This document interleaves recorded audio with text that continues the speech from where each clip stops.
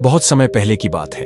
एक गांव में 3 ठग रहा करते थे, रामू, भोला और घसीटा। वे कोई साधारण ठग नहीं थे, बल्कि वे बहुत ही शातिर ठग थे। उनके गांव में कोई भी ऐसा आदमी नहीं था जिसे उन्होंने ठगा ना हो।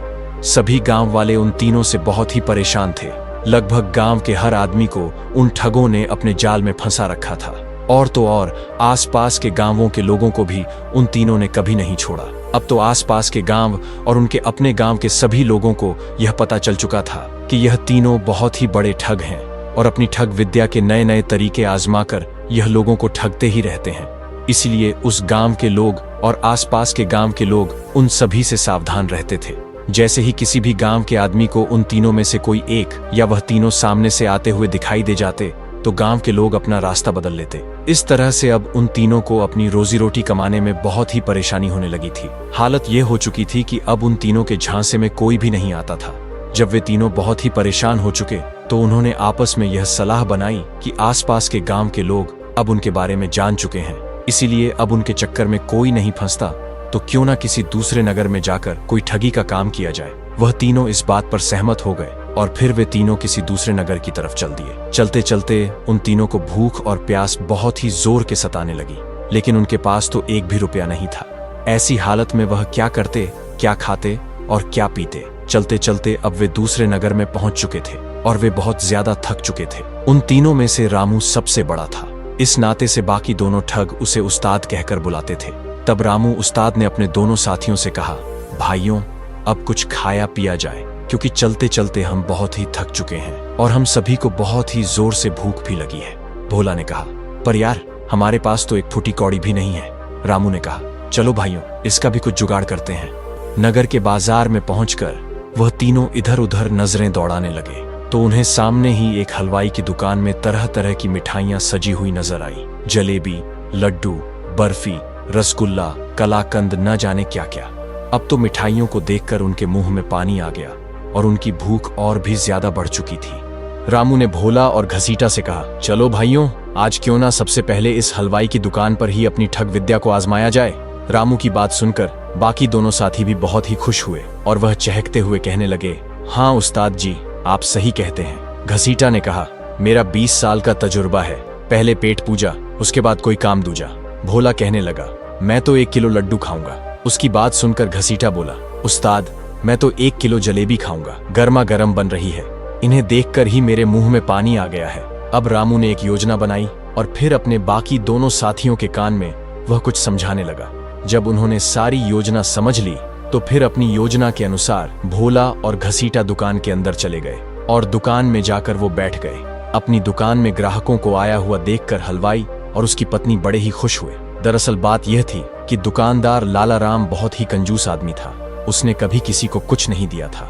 उसकी कंजूसी की वजह से ही उसकी दुकान पर ग्राहक धीरे धीरे कम होते जा रहे थे और आज तो सुबह से एक भी ग्राहक उसकी दुकान पर नहीं आया था। सुबह से बैठे बैठे पति पत्नी दोनों सिर्फ मक्खियां ही मार रहे थे। जब उन्होंने देखा कि 2-2 ग्राहक उनकी दुकान पर आए हैं तो लाला राम बहुत ही खुश हुआ और अपनी पत्नी से कहने लगा, रामकली देखो तो, आज तो भगवान ने हम पर बहुत ही मेहरबानी कर दी, एक साथ 2-2 ग्राहक भेज दिए। रामकली बोली, अजी ऐसे खुश होते रहोगे या फिर जाकर पूछोगे भी कि उनको क्या चाहिए। लाला राम ने अपनी मिठाई की तरह अपनी जुबान पर चाशनी लगाते हुए बड़े प्यार से पूछा, भैया कौन सी मिठाई तोल दूं? यह सुनकर ठग भोला लाला राम के पास गया और पूछने लगा, सेठ जी जलेबी किस भाव दे रहे हो? लाला राम ने कहा, 10 रुपए की किलो। वह सस्ता जमाना था तो मिठाइयों के दाम भी कम ही हुआ करते थे। भोले ने कहा, ठीक है सेठ जी, 1 किलो जलेबी तोल दो, जलेबी गर्मा गर्म होनी चाहिए। लाला राम ने अपनी पत्नी को आवाज लगाई। रामकली गर्मा गर्म जलेबी लेकर आई और एक शेर जलेबी तोलकर भोला को पकड़ा दी। भोला ने धीरे से कहा, ओहो, जलेबी के हाथ में जलेबी। रामकली धीरे से मुस्कुराई और चली गई। भोला वहीं पर बैठकर जलेबियां खाने लगा। भोला को जलेबी खाता हुआ देखकर थोड़ी ही देर के बाद घसीटा भी उठकर लाला के पास जा पहुंचा और कहने लगा, सेठ जी देसी घी के लड्डू किस भाव दिए? लाला ने कहा, 10 रुपए के किलो। घसीटा बोला, ठीक है सेठ जी, 1 किलो देसी घी के लड्डू तोल दीजिए। लाला ने लड्डू तोलकर घसीटा को दिए। घसीटा भी वहीं पर बैठकर लड्डू खाने लगा। एक लड्डू खाते ही घसीटा बोला, वाह सेठ जी, लड्डू तो स्वादिष्ट है, मैंने अपने 20 साल के तजुर्बे में ऐसे स्वादिष्ट लड्डू कभी नहीं खाए। 2 ग्राहकों को मिठाइयां खाते हुए देखकर लाला अपनी पत्नी से कहने लगा, देखो रामकली, आज का दिन तो बहुत ही अच्छा शुरू हुआ है। कल तो हमारे पास मिठाई लेने के लिए कोई भी नहीं आ रहा था और आज 1-1 किलो मिठाइयाँ बिक गई हैं। रामकली कहने लगी, अरे अब क्या अपनी दुकान को खुद ही नजर लगाओगे? थोड़ी देर के बाद भोला जलेबी खत्म कर बोला, वाह सेठ जी, जलेबी तो एक ही नंबर स्वादिष्ट है। शायद आपकी पत्नी रामकली ने बनाया होगा। और फिर हाथ झाड़े मूंछों को ताव दिया और दुकान से बाहर जाने लगा कि तभी लाला राम ने उसे आवाज लगाई, अरे भैया जलेबी के पैसे तो देते जाओ। भोला कहने लगा, सेठ जी मैंने तो आते ही तुम्हें 10 रुपए पकड़ा दिए थे, जब आपने भाव बताया था उसी समय। सेठ कहने लगा, नहीं भाई, तुमने मुझे एक भी पैसा नहीं दिया, शायद आपसे भूल हो रही है, जल्दी से मेरे पैसे मुझे दे दो। अब तो दोनों में बहस होने लगी थी। भोला कहने लगा कि उसने 10 रुपए लाला सेठ को दे दिए, जबकि लाला सेठ का कहना था कि मुझे एक भी पैसा नहीं मिला। इसी बीच घसीटा ने जोर से आवाज लगाकर कहा, सेठ जी दोनों के झगड़े में मेरे पैसों को भूल मत जाना। मैंने तो आते ही आपको 50 रुपए दे दिए थे, 10 रुपए के लड्डू हो गए, अब बाकी के 40 रुपए बकाया है। लाला सेठ यह सुना तो उसके चेहरे का रंग उड़ गया। सोचने लगा, अब यह दूसरा भी मुझे ठगने के लिए आ गया। एक तो पहले ही इस आदमी ने मुझे पैसे नहीं दिए और अब दूसरा बोल रहा है कि उसने मुझे 50 रुपए दे दिए हैं। लाला सेठ ने अपने गले में झांकते हुए देखा कि उसमें एक भी पैसा नहीं था। उसने भोला से कहा, भाई तुमने मुझे एक भी पैसा नहीं दिया, एक भी नोट मेरे गले में नहीं है। उसकी बात सुनकर घसीटा भड़क उठा और बोला, सेठ जी तुमने इसके पैसे तो मार ही लिए, अब मेरे पैसे भी मारने की कोशिश कर रहे हो। मैं किसी भी कीमत पर अपने पैसे छोड़ने वाला नहीं हूँ। अपने बाकी के 40 रुपए मैं तुमसे लेकर ही जाऊंगा। अब तो भोला और घसीटा दोनों ही लाला राम हलवाई से लड़ रहे थे। बाहर खड़ा हुआ उनका साथी रामू उस्ताद काफी देर से यह सब कुछ देख रहा था। वह दुकान के अंदर गया और जाकर बैठ गया। सेठ लाला राम ने रामू को वहीं पर खड़े हुए देखा था और उसे पता था कि यह आदमी शुरू से ही सारा खेल देख रहा है।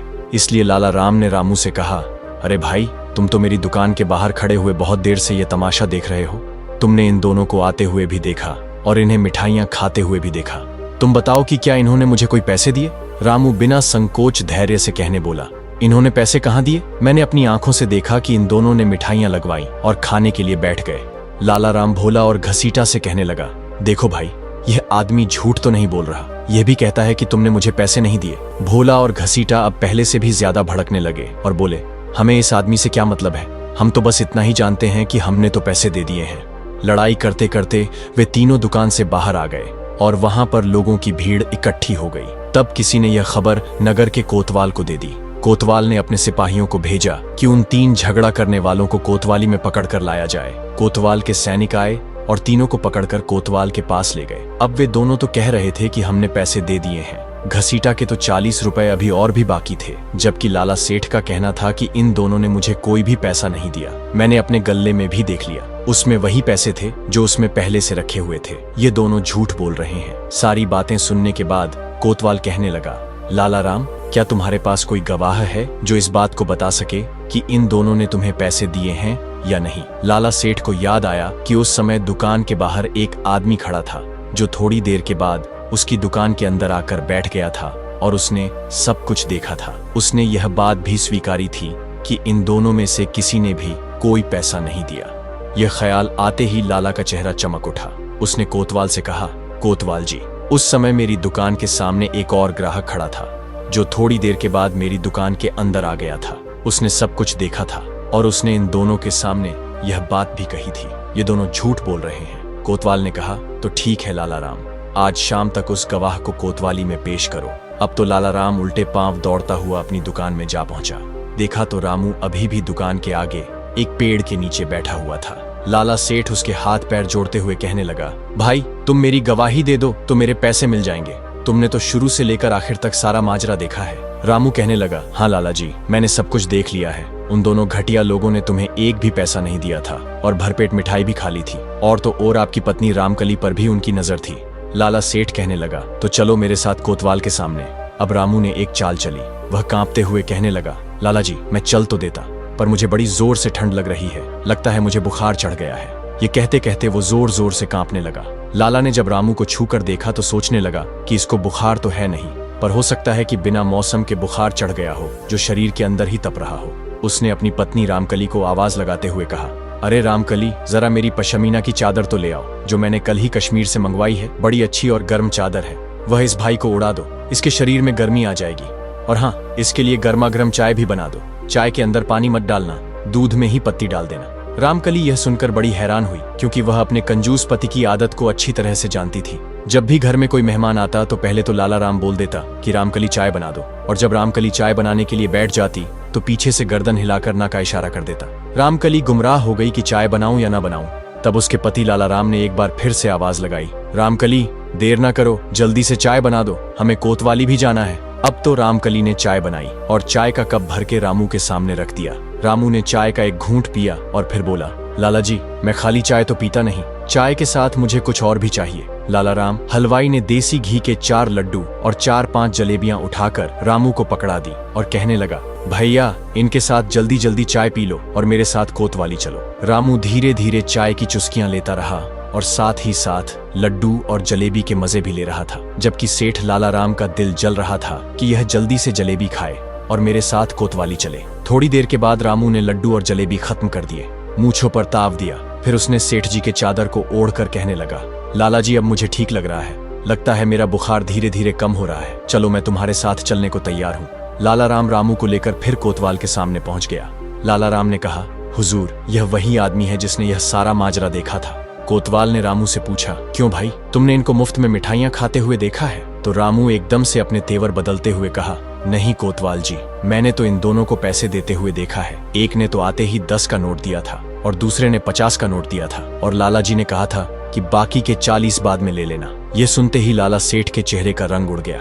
उसने रामू से कहा, अरे भाई तुम ये क्या बोल रहे हो, तुमने तो मेरी तरफ से गवाही देनी थी। रामू ने कहा, जब तुमने मुझे मारने पीटने की धमकी दी तो मैं और क्या कहता। और फिर वह कोतवाल से कहने लगा, देखो हुजूर इसने मुझे बहुत ही डराया धमकाया, इसलिए मैं गवाही देने को तैयार हो गया था, पर आपके सामने मुझे किसी का कोई डर नहीं है। यह सुनते ही सेठ लाला राम के पैरों के नीचे से जैसे जमीन ही खिसकने लगी। वह समझ गया कि यह तीनों मिले हुए हैं और तीनों ठग हैं। उसने रामू से हाथ जोड़ते हुए कहा, भैया क्यों झूठ बोलते हो, मैंने तुम्हें चाय लड्डू और जलेबी भी खिलाई है, उनके वास्ते तो कम से कम तुम सच बोल दो। रामू तपाक से कहने लगा, हुजूर इसने अपने मुंह से कबूल कर लिया कि इसने मुझे जलेबी लड्डू और चाय पिलाई है। हाँ इसने मुझे चाय पिलाई, लड्डू खिलाए, क्योंकि इसने जब मुझे डराया धमकाया तो मैं डर के मारे कांपने लगा था, और तब मुझे सहज करने के लिए इसने चाय और लड्डू और जलेबी मुझे खिलाई। यह सुनकर तो कोतवाल को बड़ा ही गुस्सा आया और वह लाला सेठ के ऊपर चिल्लाते हुए कहने लगा, लाला राम ये तुम क्या बोले जा रहे हो, इन भले लोगों पर इल्जाम लगा रहे हो कि इन्होंने पैसे नहीं दिए, और दूसरा तुमने इस भले इंसान को डराया धमकाया। इतना सुनकर रामू बोला, हुजूर इस लाला का कोई भरोसा नहीं है, ये तो ये भी कह सकता है कि मैंने जो चादर ओढ़ रखी है वह इसी ने मुझे दी है। लाला चिल्लाकर कहने लगा, हाँ हाँ हुजूर ये चादर मेरी है और मैंने इसे तब दी थी जब इसे ठंड लग रही थी। रामू अब कोतवाल की तरफ देखते हुए तपाक से बोला, देखा हुजूर जो मैंने कहा था वह सच हो गया, यह तो एक नंबर का ठग है, मिठाई देकर लोगों से दोगुनी कीमत वसूल करता है। अब तो कोतवाल का गुस्सा 7वें आसमान पर पहुंच गया। वह लाला सेठ को फटकारते हुए कहने लगा, लाला चुपचाप इन्हें 40 रुपए वापस दे दो, नहीं तो तुम्हें अभी के अभी उठाकर कैद खाने में डाल दूंगा। लाला भी अब यह अच्छी तरह से समझ चुका था कि वह ठगों के जाल में फंस चुका है, और उसने 40 रुपए निकाले और घसीटा को दे दिए, और फिर बिना किसी अपराध के वो माफी मांगकर मुंह लटकाकर अपनी दुकान की तरफ चल दिया। तीनों ठग भी खुश होकर कोतवाली से बाहर आ गए और लाला सेठ को पीछे से धीरे से कहने लगे, क्यों लाला राम कैसी रही हमारी चालाकी, मिठाई भी खा ली और पैसे भी नहीं दिए, और तुमसे तुम्हारी कीमती चादर भी ले ली। लेकिन ठगों को यह मालूम नहीं है कि जब वे लोग लाला को चिढ़ा रहे हैं उसी समय कोतवाल का एक सैनिक उनके पीछे से यह सब कुछ सुन रहा है। इसके बाद तीनों ठग और लाला अपने अपने रास्ते चले गए। सैनिक ने यह बात कोतवाल को बता दिया। अब कोतवाल को इस बात का एहसास हो गया कि उसने एक गलत फैसला किया है और यह तीनों शातिर ठग हैं, लेकिन उसके पास कोई सबूत नहीं था, इसीलिए उसने ठगों से कुछ नहीं कहा और उन्हें जाने दिया। इसके बाद तो तीनों ठगों के हौसले और भी बढ़ चुके थे। वह सोचने लगे कि इस शहर के लोगों को बड़ी ही आसानी से ठगा जा सकता है। वे तीनों रात बिताने के लिए एक पुराने खंडहर में पहुंच गए। अगले 2-3 दिन तक उन्होंने कुछ और लोगों के साथ भी ठगी की और काफी दौलत इकट्ठी कर ली। अब वे इस खंडहर में ही रहने लगे थे। तीसरे दिन उन्होंने फैसला किया कि अब वह इस शहर से निकल जाएंगे। लेकिन उस रात को हुआ यह कि जब वे लोग खंडहर में रुके हुए थे तो उनके पास एक आदमी और आकर रुका, जो देखने में काफी धनवान लग रहा था।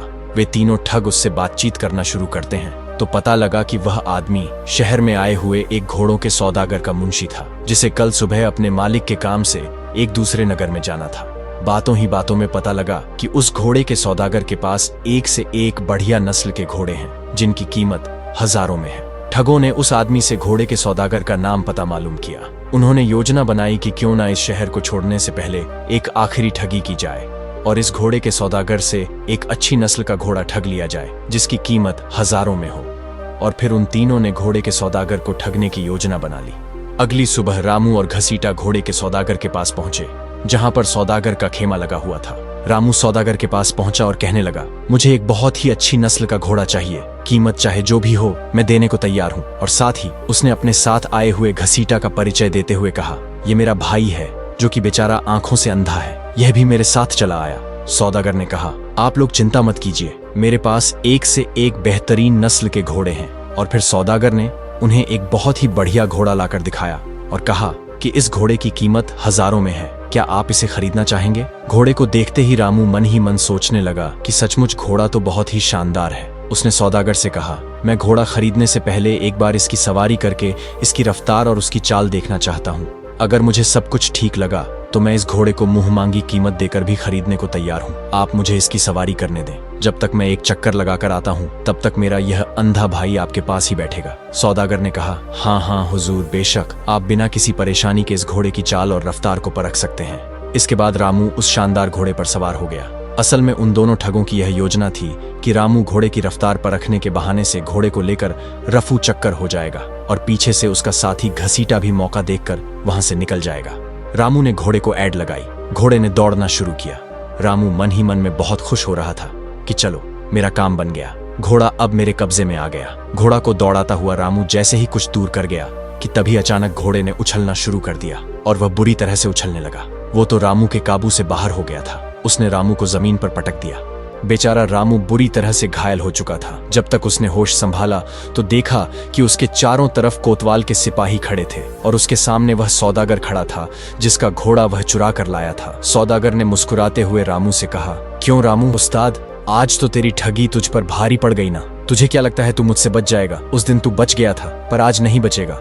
रामू को कुछ समझ नहीं आ रहा था कि सौदागर किस दिन बचने की बात कर रहा है। सौदागर ने कहा, मैं कोई घोड़ों का सौदागर नहीं बल्कि मैं नगर का कोतवाल हूँ और यह सारा नाटक मैंने ही रचाया था। उस दिन जब तुम लाला राम हलवाई को ठग कर खुशी खुशी वापस लौट रहे थे तब मुझे तुम तीनों पर शक हो गया था, लेकिन मेरे पास तुम्हारे खिलाफ कोई सबूत नहीं था और मैं तुम्हें हाथों पकड़ना चाहता था। इसलिए मैंने अपने कुछ जासूस तुम्हारे पीछे लगा दिए जो कि तुम्हारी हर गतिविधि पर नजर रख रहे थे। वह आदमी जो तुम्हें सराय में मिला था और जिसने तुम्हें मेरे घोड़ों के बारे में बताया था वह भी मेरा ही आदमी था। और जिस घोड़े को चुराकर तुम भाग रहे थे ये कोई मामूली घोड़ा नहीं है बल्कि यह मेरा घोड़ा है और इसको मैंने इस तरह से प्रशिक्षित किया है कि यह मेरी पीठ पर मेरे अलावा किसी और को बैठने ही नहीं देता और जो ऐसा करता है उसका वही अंजाम होता है जो तुम्हारा हुआ। और तुम्हारा वह दूसरा साथी जो कि अंधे होने का नाटक कर रहा था उसे भी मेरे सिपाहियों ने गिरफ्तार कर लिया है। अब जल्दी से अपने तीसरे साथी के बारे में बताओ, वरना मेरे सिपाही तुम्हें कोड़े मार मार कर तुम्हारी चमड़ी उधेड़ देंगे।